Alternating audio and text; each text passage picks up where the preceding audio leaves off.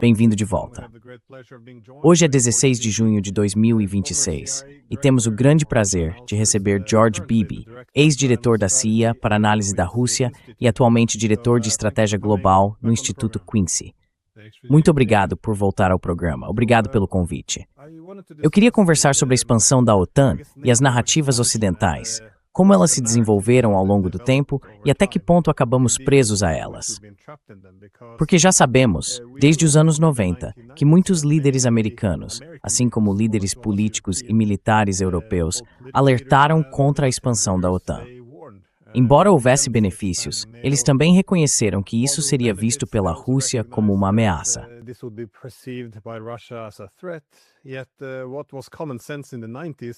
O que era considerado bom senso nos anos 90 agora virou algo meio controverso e muitas vezes é descartado como discurso pró-Rússia. E olha, eu não sei se a gente se ajuda muito ao retratar a realidade desse jeito, mas você, vindo de um cargo tão alto na CIA, quando olha para trás, para os anos 90, o que via como as principais preocupações dentro da comunidade de inteligência dos Estados Unidos e também da europeia, em relação à expansão da OTAN e ao possível impacto disso nas relações com a Rússia.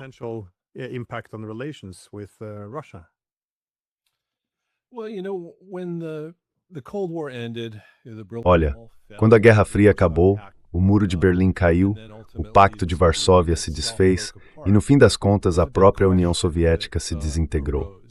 Aí surgiu uma grande pergunta no Ocidente, tanto em Washington quanto nas capitais europeias, que era, certo, e agora, sobre o que é a nossa política externa.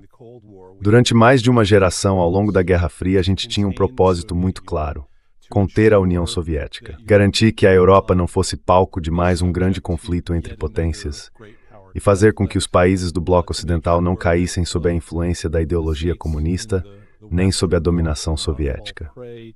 E a gente sabia como fazer isso.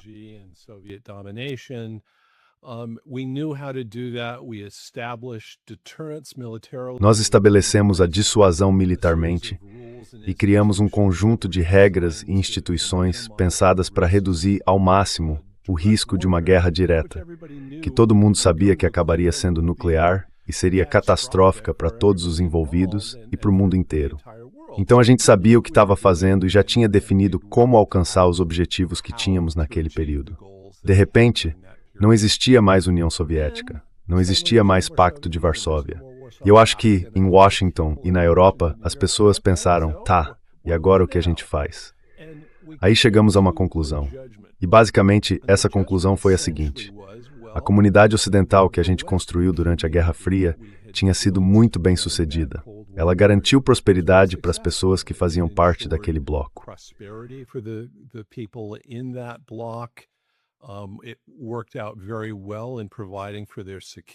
Deu muito certo para garantir a segurança deles. E a gente achava que tinha provado a superioridade da nossa ideologia com o jeito que a Guerra Fria terminou. Então pensamos, bom, por que não ampliar essa comunidade ocidental e transformá-la numa comunidade mundial? Vamos globalizar o sistema ocidental. Isso quer dizer, vamos pegar aqueles antigos membros do Pacto de Varsóvia e transformá-los. Vamos ajudar a liberalizá-los, reformá-los por dentro. E faríamos o mesmo com a Rússia. Vamos transformar a Rússia. Podemos reestruturá-la social e politicamente para que se pareça com o Ocidente. E até estendemos essa ideia para o Oriente Médio, acreditando que a liberalização dos estados ali traria estabilidade para a região e colocaria fim à instabilidade crônica que o Oriente Médio vinha sofrendo há tantas décadas.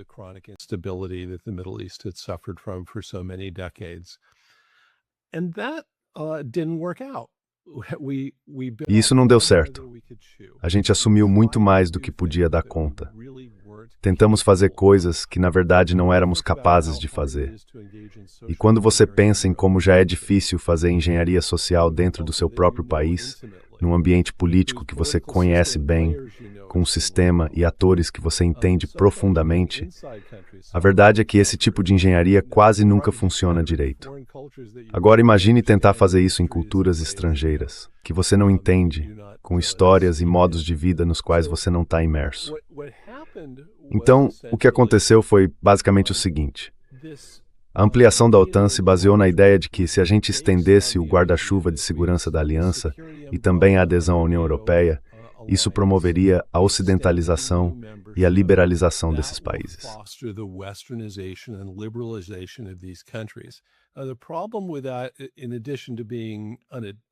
O problema com isso, além de ser algo impossível de alcançar, foi que os russos disseram: "Ei, espera aí, não era isso que a gente imaginava." Eles achavam que quando a Guerra Fria acabou, seriam aceitos como um parceiro em pé de igualdade dentro da comunidade ocidental. Mas em vez disso, o que estava sendo oferecido era um papel subordinado, algo como um parceiro júnior, alguém que segue as regras em vez de ajudar a criá-las, junto com os Estados Unidos e outros. Eles diziam: "A gente não vê um papel para nós nessa comunidade europeia ampliada que vocês estão construindo. Não temos voz em como isso funciona. Só esperam que a gente faça o que mandam." E, além de tudo, ainda deveríamos aceitar a presença militar da OTAN nas nossas fronteiras.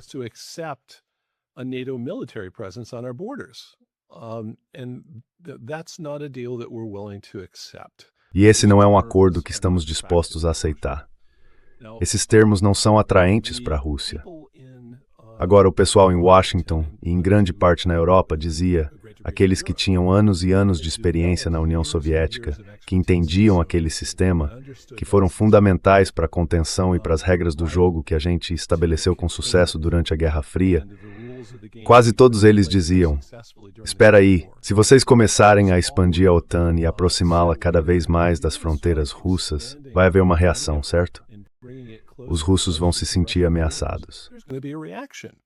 The Russians are going to feel threatened. They're going to feel as if they're being surrounded. Eles vão sentir como se estivessem sendo cercados e tratados como os outros, em vez de parte de uma Europa mais ampla.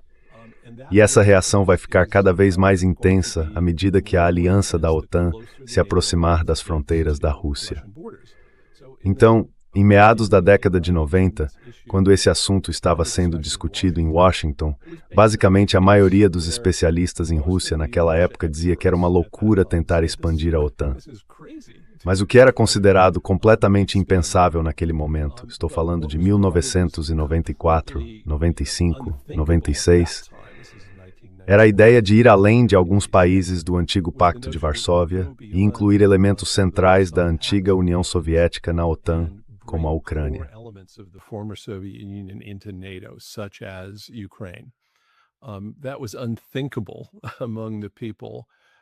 Isso era impensável entre as pessoas que eram especialistas em Rússia naquela época. E é impressionante, olhando para trás, pensar nas discussões que aconteciam em Washington naquele momento e em como era totalmente inimaginável imaginar que estaríamos tentando levar a OTAN para dentro da Ucrânia ou a Ucrânia para dentro da OTAN. E agora isso parece ser quase um consenso.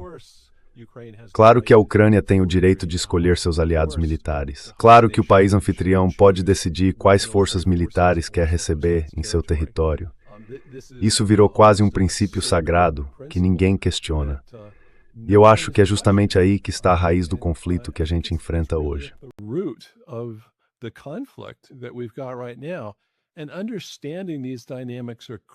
Entender essas dinâmicas é fundamental, não porque elas justifiquem a invasão russa da Ucrânia. Essa invasão não é justificável. É ilegal. Não deveria ter acontecido. E não há dúvida de que os russos tomaram a decisão de invadir e devem ser responsabilizados por isso. Mas dizer que foi algo totalmente sem provocação, que o Putin simplesmente acordou um dia e pensou: eu quero que a Ucrânia faça parte do meu país, é ignorar a história e as dinâmicas que levaram a essa decisão. E se a gente não entende essas dinâmicas, não vai encontrar uma saída para a guerra em que estamos agora. Os esforços de paz não vão ter sucesso.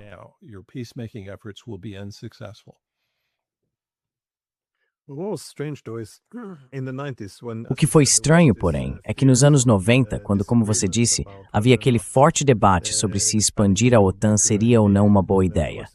E claro, os principais críticos eram pessoas como George Kennan, William Perry, James Baker, Jack Matlock, enfim, todos esses nomes de peso. Mas parece que depois que a decisão foi tomada, mesmo sendo um tema tão polarizador, De repente, parece que eles basicamente aceitaram aquilo como a nova realidade. Tipo, ok, vamos todos nos organizar em torno da narrativa de que isso está acontecendo, sem grandes problemas. Bom, até certo ponto, porque quando chegamos a 2008 e surgiu a questão da OTAN se expandir para a Ucrânia e a Geórgia, ainda havia uma oposição bem forte. Talvez um pouco menos intensa, mas ainda assim vinda de pessoas como o ex-diretor da CIA, Robert Gates.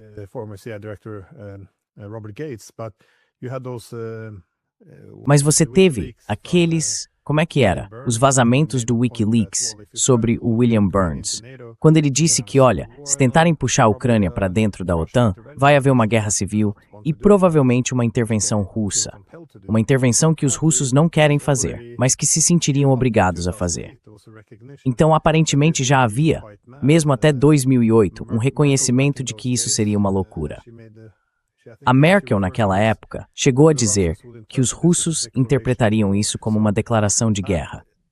E 2008 não faz tanto tempo assim, porque de lá para cá, passamos a dizer que, bom, a OTAN não tem nada a ver com isso. Mas eu fico pensando, o que é que tem de tão especial na Ucrânia? Porque agora o argumento é, e a Suécia, a Finlândia, por que a Rússia não está invadindo lá? Então, o que é que há na Ucrânia que faz com que, bem, nas palavras do próprio William Burns, essa fosse a mais vermelha das linhas vermelhas para os russos?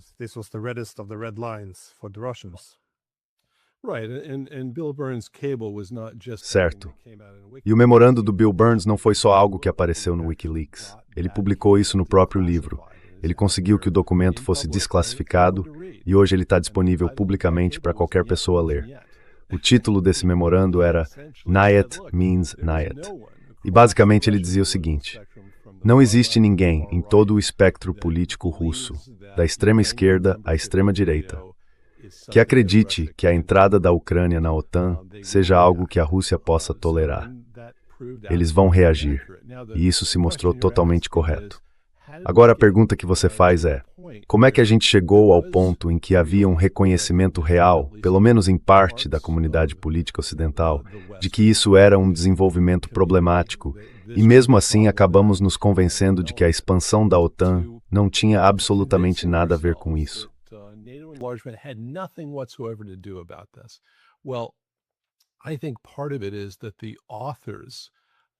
Eu acho que parte disso é que os autores daquela expansão se tornaram os grandes articuladores de poder em Washington.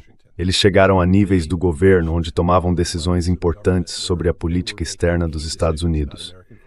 E eles não vão aparecer em público para dizer, a gente errou, não devia ter feito aquilo. A posição deles é mais ou menos assim. Olha, nada do que fizemos causou ou justificou, nem de longe, a invasão russa. Eles não vão assumir responsabilidade por isso. Esse é o primeiro ponto.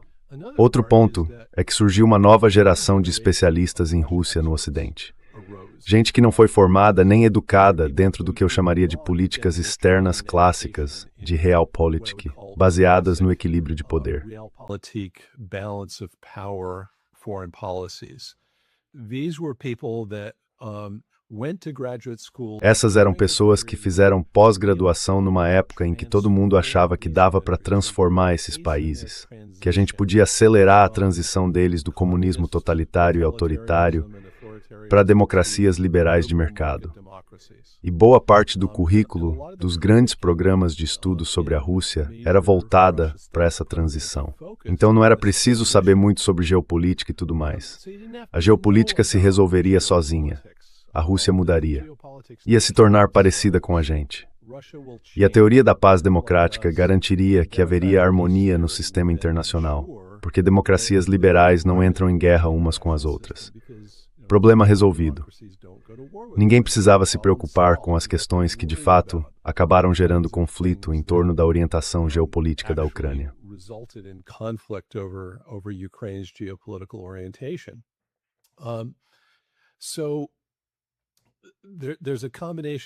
Então existe uma combinação entre a falta de vontade de assumir responsabilidade pelo que aconteceu e uma mudança de geração dentro da comunidade de especialistas em Rússia no Ocidente.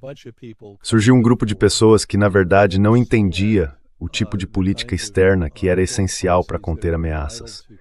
Eram pessoas mais ideológicas, que acreditavam que a política externa de um país vem quase que totalmente da natureza do seu sistema interno. Para elas, geografia e equilíbrio de poder têm pouca relação com o comportamento dos estados. Então, elas simplesmente não entenderam. Acho que essa é a resposta curta para tudo isso. E a geração antiga foi desaparecendo. As pessoas envelhecem. Henry Kissinger, George Shultz e George Kennan se foram. E o bastão passou para uma nova comunidade de especialistas, com um tipo de conhecimento sobre a Rússia bem diferente do que se tinha antes. E isso faz parte da questão.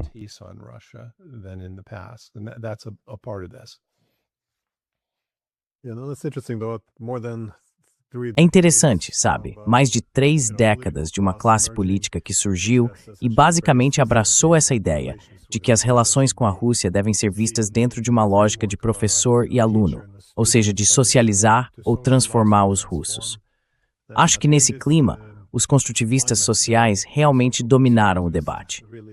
E é por isso que eu também percebo o seguinte: quando alguém aponta que, bem, os russos sempre viram a expansão da OTAN depois da Guerra Fria como uma grande ameaça, porque isso dividiu o continente, há, digamos, um mar de evidências que mostram isso. Mesmo assim, não há interesse nesse ponto.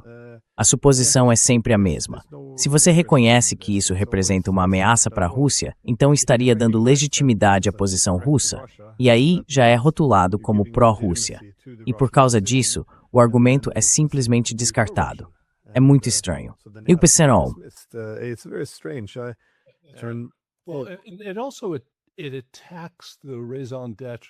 Isso também ataca, por assim dizer, a própria razão de ser da Europa depois da Guerra Fria. O que a Europa se tornou? Ela não virou um ator geopolítico. E não pode ser um ator geopolítico, porque ampliou tanto o número de membros que acabou ficando paralisada. Os diferentes países da União Europeia têm interesses muito distintos, especialmente quando o assunto é a Rússia. Então é muito difícil para eles agirem de forma coerente como um ator geopolítico. O que a Europa se tornou, na verdade, é uma superpotência regulatória, focada em expandir seus valores e transmiti-los. Essa ideia de que a Europa deve trabalhar para liberalizar países fora do continente e ampliar essa comunidade ocidental virou um dos propósitos centrais da União Europeia.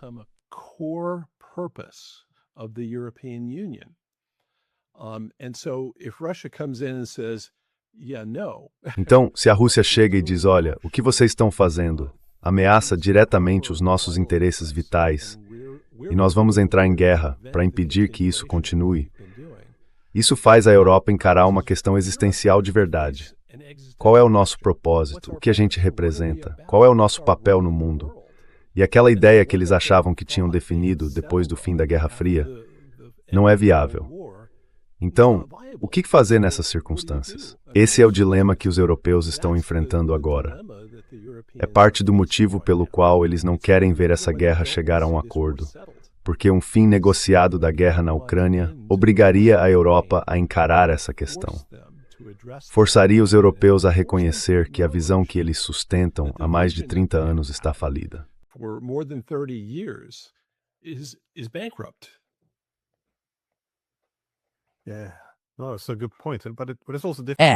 Esse é um bom ponto. Mas também é difícil para os europeus, eu acho, se ajustarem. Porque, de novo, se você reconhece que o mundo é multipolar, então dá para chegar à conclusão de que não é mais do interesse dos Estados Unidos dedicar tantos recursos à Europa. Porque isso, bem, tira recursos de regiões mais importantes e acaba empurrando a Rússia para mais perto da China. Mas sabe, aqui no país, eu vi até um artigo no jornal dizendo que a gente não deveria afirmar que o mundo é multipolar. De novo, esse é o pessoal do construtivismo social, porque se a gente diz que o mundo é multipolar, a gente reconhece que a Rússia é uma potência polar, e aí, de certa forma, dá legitimidade para o Putin.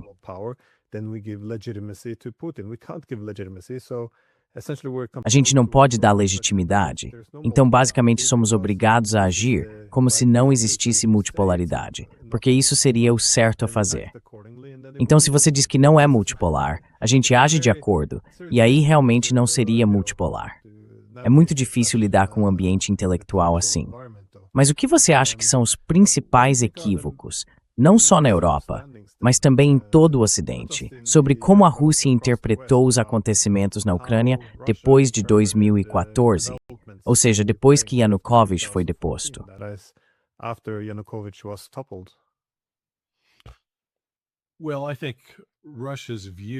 Olha, eu acho que a visão da Rússia sobre os acontecimentos na Ucrânia não surgiu de um dia para o outro. Não foi um único evento que provocou isso. Na verdade, eu acho que essa visão da Rússia tem raízes lá no começo, quando começou a ampliação da OTAN, na época em que estávamos trazendo a República Tcheca, a Polônia e a Hungria para dentro da aliança. E a gente dizia para os russos, não há motivo para preocupação. A OTAN é uma aliança defensiva, em primeiro lugar, então não representa uma ameaça para vocês. Em segundo lugar, todos esses países, ao entrarem na OTAN, vão se sentir mais seguros, mais confiantes e vão poder lidar com a Rússia com mais tranquilidade, com muito menos hostilidade, porque não vão se sentir com medo, não vão se sentir ameaçados pela Rússia. Assim vocês teriam relações melhores com eles.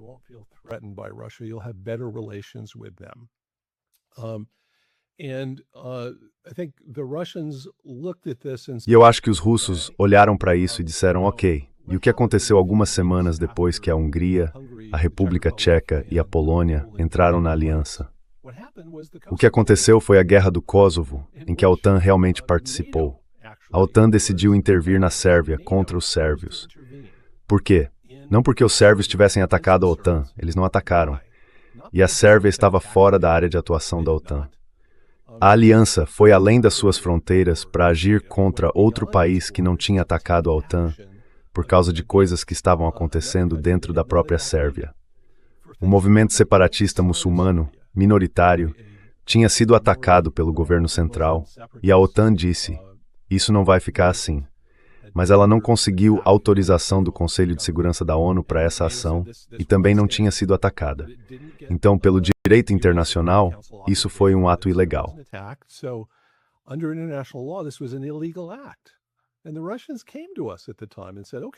Naquela época, os russos vieram até nós e disseram, ok, vocês nos disseram que a OTAN é defensiva. Disseram que não precisamos nos preocupar com a OTAN atacando a Rússia. Mas qual é a garantia de que a OTAN não faria algo assim dentro da Rússia? Por exemplo, em retaliação ao que Moscou está fazendo na Chechênia, naquele conflito separatista muçulmano. E a resposta que demos aos russos na época foi, bom, é claro que não faríamos isso na Rússia. A Rússia tem armas nucleares. Ironicamente, os russos responderam, entendi. Então não é a OTAN que garante nossa segurança, nem a natureza da OTAN. A OTAN poderia sim fazer algo desse tipo.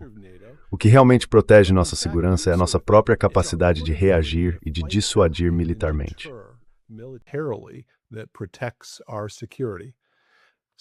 Então, depois de aprender essa lição com o Kosovo, os russos então olharam para o que a OTAN fez em 2008 na cúpula de Bucareste, quando anunciou que a Ucrânia e a Geórgia um dia fariam parte da aliança.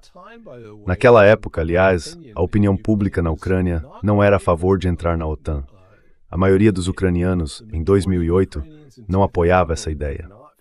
Agora, claro, as coisas mudaram muito desde então. Mas naquele momento, quando dissemos que a Ucrânia iria entrar, os Estados Unidos estavam pressionando bastante para que a Ucrânia e a Geórgia se juntassem à aliança. E os russos olharam para aquilo e disseram, espera um minuto. Sabe, isso toca bem no coração das áreas geopoliticamente sensíveis da Rússia. A Rússia já foi invadida várias vezes pelo Ocidente. Passando por onde? Pelo território ucraniano. Existe uma história dolorosa aí. E há uma mistura enorme entre famílias ucranianas e russas. Existem laços culturais, religiosos, linguísticos, muito comércio entre eles, uma interligação das economias. É um território extremamente sensível. E os russos reagiram a isso de forma muito forte. Agora, tem gente que diz, olha, os russos estão exagerando, estão paranoicos. Não havia nenhuma chance de a Ucrânia entrar na OTAN tão cedo. Eles não precisavam invadir. Isso é só um pretexto.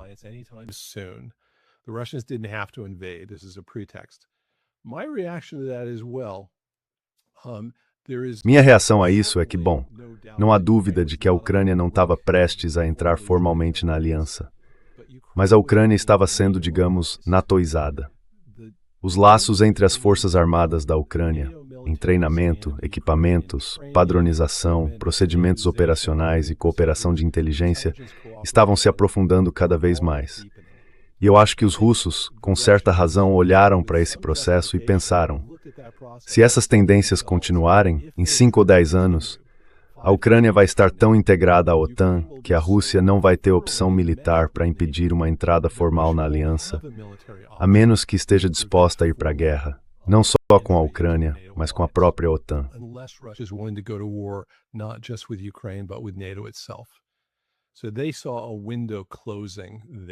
Então eles viram ali uma janela se fechando, o que significava que ou teriam que aceitar a Ucrânia acabando por fazer parte da aliança, ou teriam que entrar em guerra com a própria OTAN. E o Putin não queria ter que encarar essa escolha. Então ele agiu de forma preventiva e ilegal. Mas não dá para dizer que não havia nenhuma outra causa além dos desejos imperialistas do próprio Putin. Eu acho que é uma situação bem mais complexa do que isso.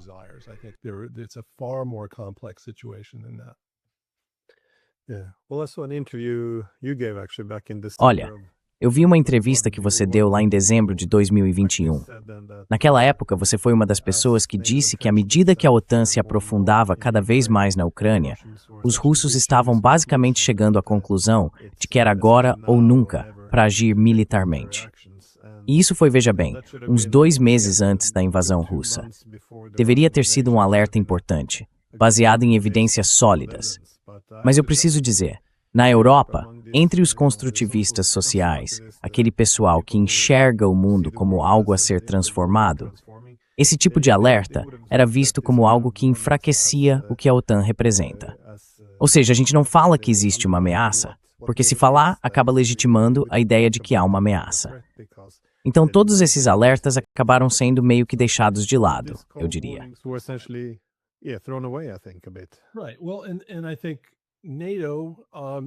Certo. Bom, eu acho que a OTAN e a Europa, de forma mais ampla, viam a política de portas abertas como algo essencial. Não era só uma questão técnica. Não era apenas algo previsto no Tratado de Washington que permitia à aliança aceitar novos membros.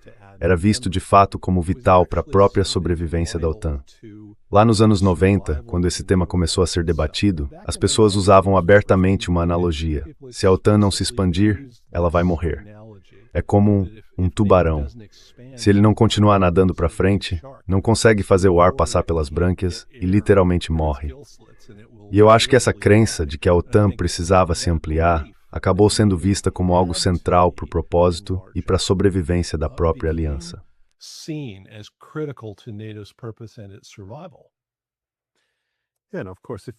E claro, se a OTAN não sobreviver, o que mantém os Estados Unidos na Europa? Sabe, toda a ordem mundial foi construída em cima disso. Mas claro, é uma receita problemática para a estabilidade. A ideia de que essa estabilidade depende do maior bloco militar do mundo, criado contra a Rússia, e que esse bloco iria se aproximando cada vez mais das fronteiras russas, esperando que a Rússia aceitasse isso como algo que traria estabilidade, é uma suposição bem arriscada. De qualquer forma, desde 2022, quando os russos invadiram, a gente tem visto uma escalada constante. Para mim, um dos pontos mais críticos foi no ano passado. Não só os ataques aos sistemas de alerta precoce de ataque nuclear contra a Rússia, mas também aos meios de retaliação nuclear, ou seja, os bombardeiros. E desde então, pelo menos pela retórica que eu ouço de Moscou, dá para perceber que o Kremlin está sob uma pressão cada vez maior para retaliar. Exatamente, e morte subindo mais sua escada de escaladriz.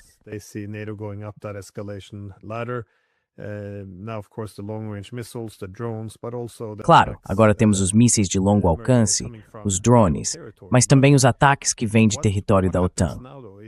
Mas o que acontece agora, se a suposição é que a Rússia não ousaria atacar? Só que isso está acontecendo no momento em que os Estados Unidos parecem estar reduzindo suas forças na Europa. E isso levanta a questão. Será que os Estados Unidos sacrificariam Nova York por Tallinn? E o que acontece no dia seguinte, se a Rússia resolver retaliar contra algumas fábricas alemãs, centros de logística ou até mesmo contra a Letônia? Porque eu conversei recentemente com o professor Mearsheimer e ele disse que duvida seriamente que os Estados Unidos lutariam e morreriam pelos países bálticos. Mas se não fizerem isso, é o fim da OTAN, não é? Quer dizer, o que tira o seu sono à noite? É isso que eu estou perguntando. What's keeping you up at night? I guess is what I'm asking.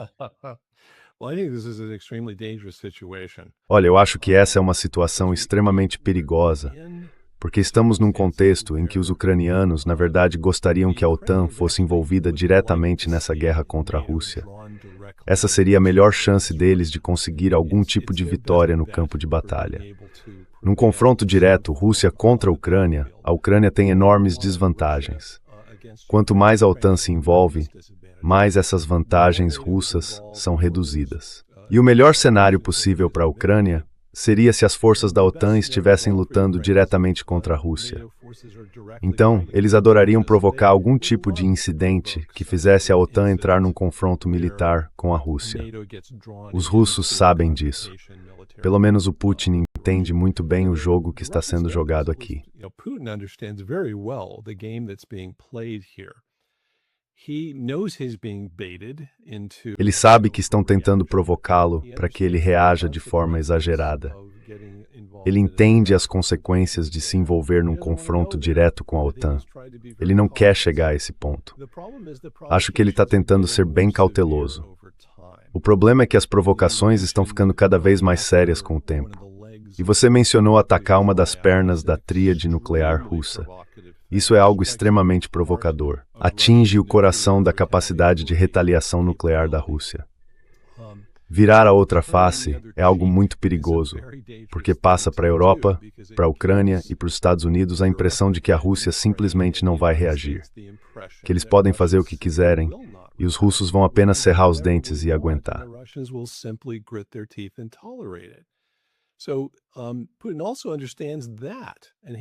Então, o Putin também entende isso.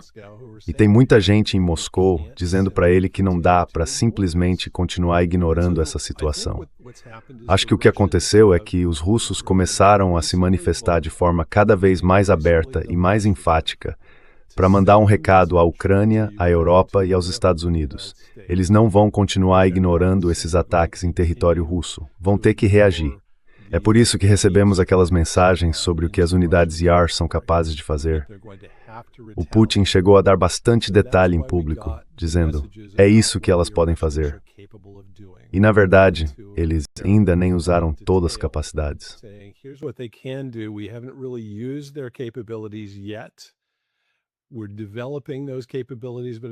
A gente está desenvolvendo essas capacidades, mas em algum momento pode ser que a gente precise usá-las.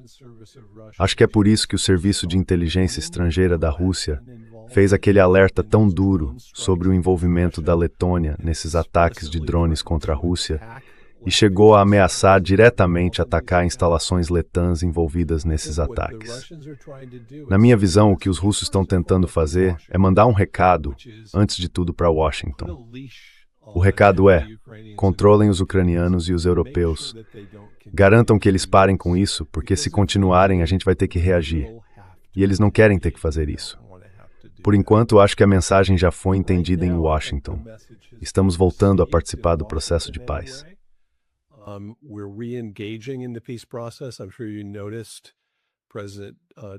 Tenho certeza de que você percebeu que o presidente Trump disse publicamente, de forma bem clara, que agora que estamos deixando o Irã para trás, queremos focar com mais atenção no processo de paz na Ucrânia. Então estamos retomando com mais energia o nosso envolvimento lá. Foi anunciado que Steve Witkoff e Jared Kushner vão a Moscou. Acho que isso é algo positivo. Aumenta a chance de os Estados Unidos conseguirem lidar com esse tipo de problema. Mas a última coisa que alguém da equipe do Conselho de Segurança Nacional quer fazer é mandar um memorando dizendo: Senhor Presidente, os russos atacaram o território da OTAN e a Letônia, ou outro país, invocou o artigo 5. Aí a gente vai ter que encarar uma escolha difícil.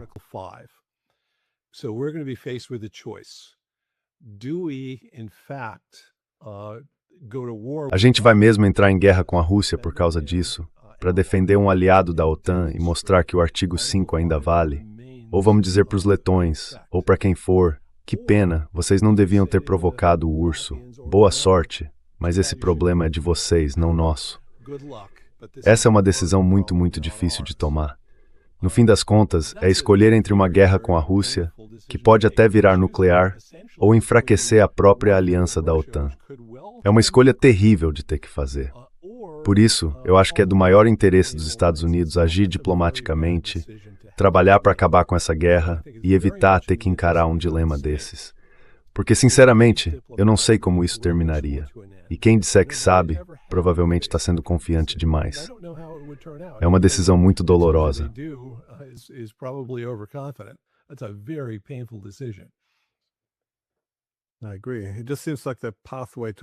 Concordo.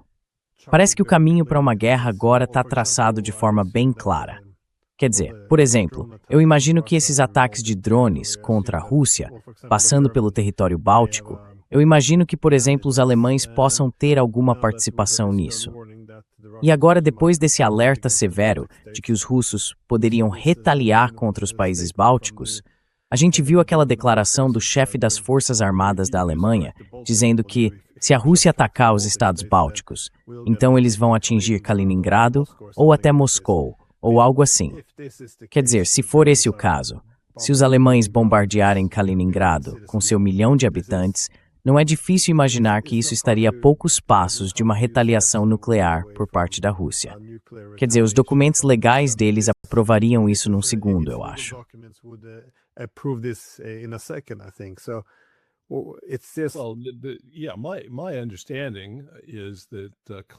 Pelo que eu entendo, Kaliningrado tem mais armas nucleares táticas armazenadas em seu território do que qualquer outro lugar do mundo, se a gente considerar por quilômetro quadrado. Se alguém atacar Kaliningrado, automaticamente cruza o limite nuclear. A partir daí, você já está envolvido numa guerra nuclear. Então veja, estamos muito perto desse tipo de situação agora. Mas o curioso em tudo isso é que muita gente no Ocidente perdeu o medo da guerra nuclear. E isso é um problema. O medo da guerra nuclear tem um efeito de dissuasão dos dois lados. Ele traz uma certa sobriedade às decisões, algo que desaparece quando as pessoas passam a achar que isso simplesmente não pode acontecer.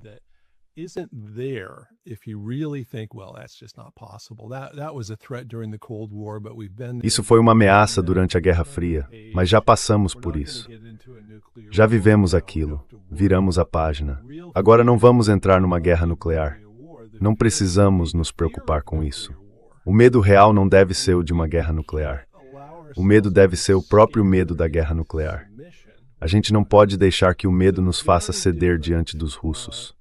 O clima psicológico hoje é bem diferente do que era durante quase todo o período nuclear. Quando todo mundo entendia, olha, a gente realmente não quer entrar numa guerra nuclear. Isso não terminaria bem para ninguém. Cidade no Ocidente, Izbresk Tsponio. E isso é um problema, porque os russos sabem disso.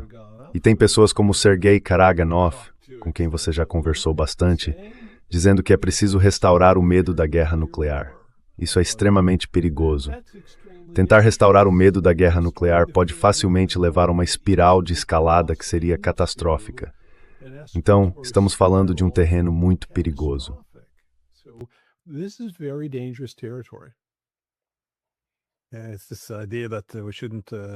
Essa ideia de que a gente não deveria... Bem, para essas pessoas, os ideólogos, a dissuasão nuclear se transforma em chantagem nuclear. E isso a gente não pode aceitar. No fim das contas, eles estão rejeitando todo o princípio da dissuasão nuclear, o que vira o mundo de cabeça para baixo. Mas é o seguinte, quando eles falam sobre como Kaliningrado estaria mal posicionada, cercada por tropas da OTAN, e dizem isso até com uma certa satisfação, olha, isso não é bom. Você não quer, como você mesmo disse, que o lugar mais armado nuclearmente do planeta se sinta exposto e vulnerável. E é a mesma coisa com essas reportagens que eu vejo todo dia sobre os ataques agora à refinaria em Moscou ou em outras partes da Rússia. As manchetes e também os políticos sempre colocam a coisa como, olha só como o Putin está humilhado.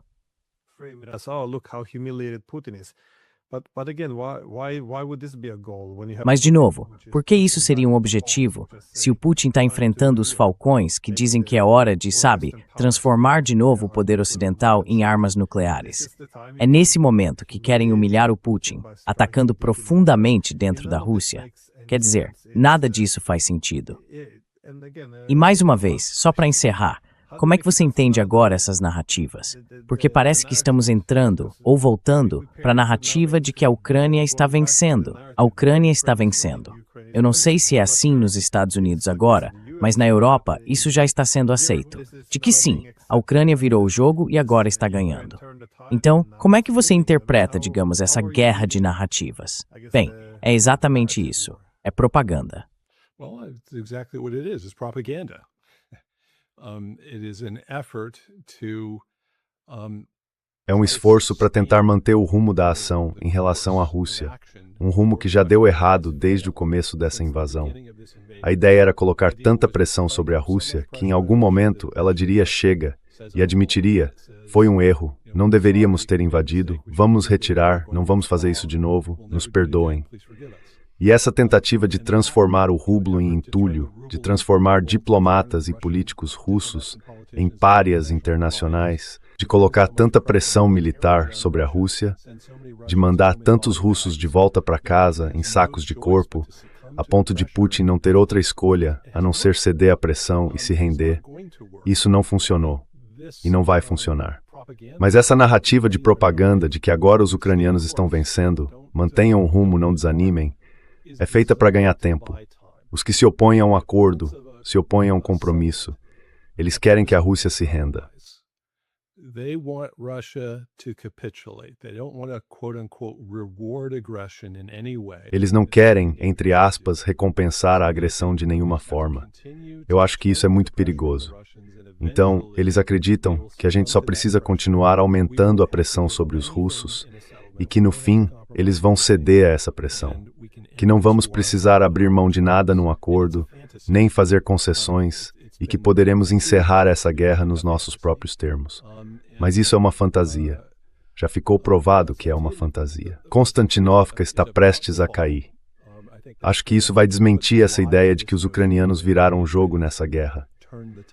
E a gente vai ter que encarar a realidade. Se essa guerra for acabar, vai ter que ser com um compromisso em que os russos abram mão de algumas coisas importantes, e o Ocidente e a Ucrânia também. Não existe outro caminho para essa guerra terminar, a não ser que ela escale ainda mais ou leve ao colapso essencial da Ucrânia como um Estado funcional.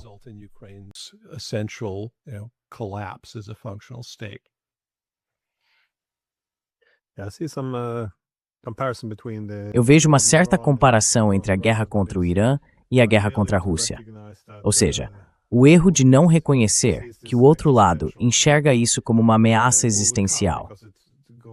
Só que a gente não pode admitir isso, porque vai contra a narrativa sobre o que é essa guerra.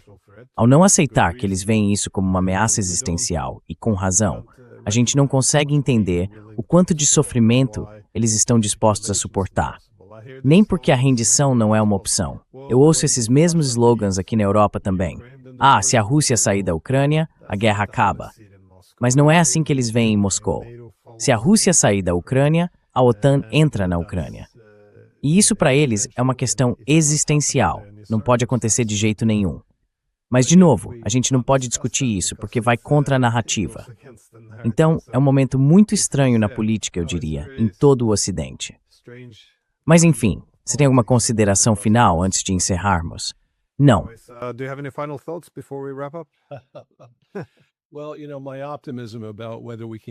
Olha, sabe, o meu otimismo sobre a possibilidade de chegarmos a um acordo de compromisso tem subido e descido com o tempo.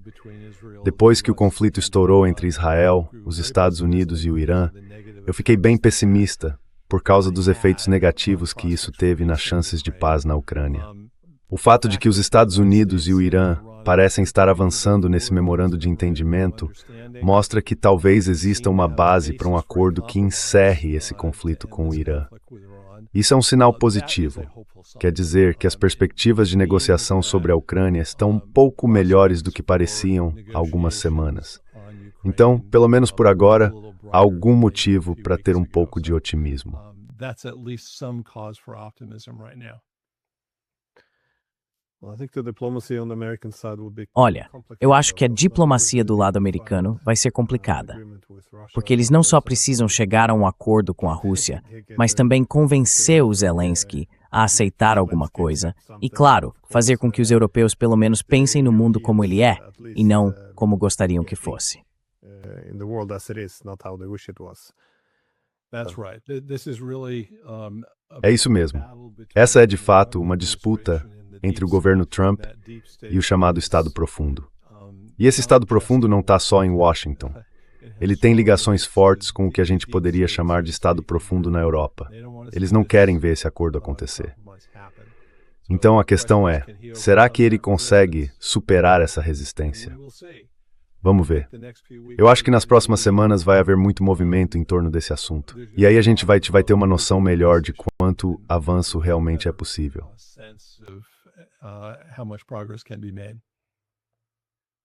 Bom, quando isso acontecer, espero que você volte aqui.